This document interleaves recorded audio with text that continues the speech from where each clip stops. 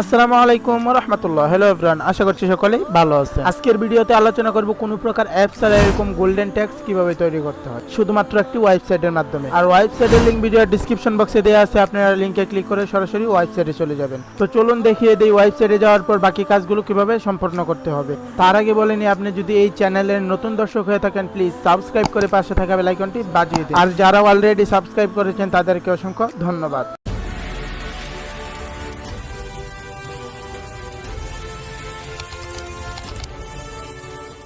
তো বন্ধুরা, আপনারা আপনাদের ফোনের যে ক্রোম ব্রাউজারটি আছে এখানে চলে আসবেন। আসার পর সার্চ দিবেন photopr.com, অথবা আমার ভিডিওর ডিসক্রিপশন বক্সে যে লিঙ্কটি রয়েছে এখানে যদি ক্লিক করেন তাহলে আপনাদেরকে এই photopr.com ওয়েবসাইটে নিয়ে আসবে। সিম্পলভাবে photopr.com এ চলে আসলাম। আসার পর আপনারা এখান থেকে নিউ একটি প্রজেক্ট সিলেক্ট করবেন। তার জন্য নিউ প্রজেক্টে ক্লিক করতে হবে। এখানে ক্লিক করার পর দেখেন নিচে অনেকগুলো টেমপ্লেট রয়েছে।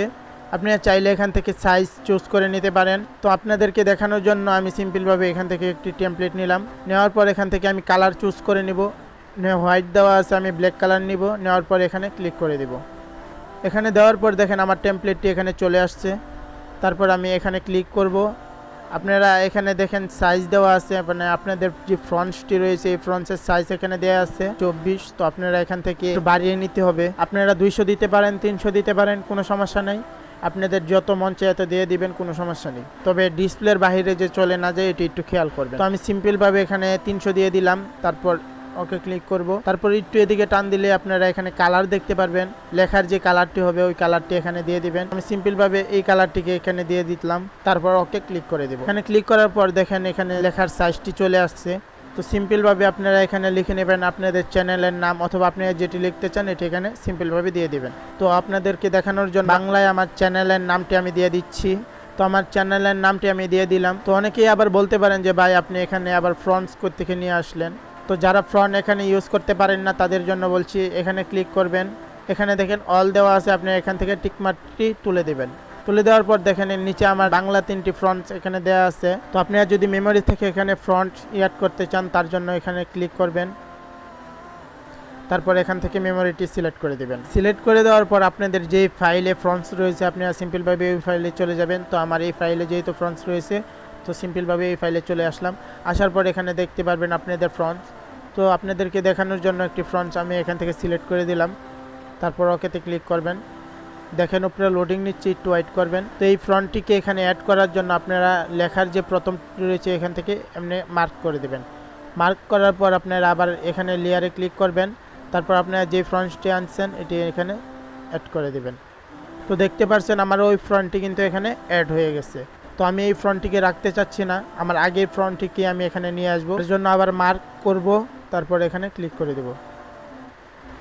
তো বন্ধুরা দেখতে পাচ্ছেন আমার আগের যে ফ্রন্টটি এখানে চলে আসছে। তো এই লেখাটিকে গোল্ডেন করার জন্য আপনারা এই লেয়ারে ক্লিক করবেন।